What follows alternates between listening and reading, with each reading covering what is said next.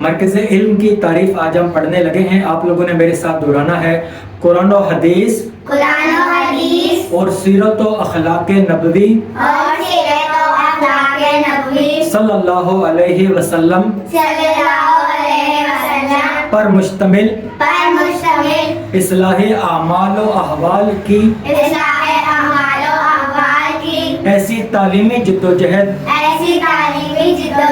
جس کے نتیجے میں مصطفی معاشرے کا قیام ممکن ہو سکے. یعنی کہ معاشرے میں جہالت ہے اور جہالت کا خاتمہ علم سے ہوگا اور علم دینے کے لیے مراکز علم قائم کیے جا رہے ہیں.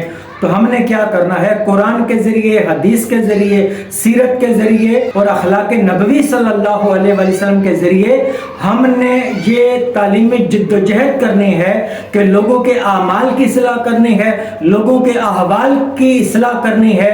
تو پھر نتیجہ کیا نکلے گا؟ مصطفی معاشرے کا قیام ممکن ہو سکے گا.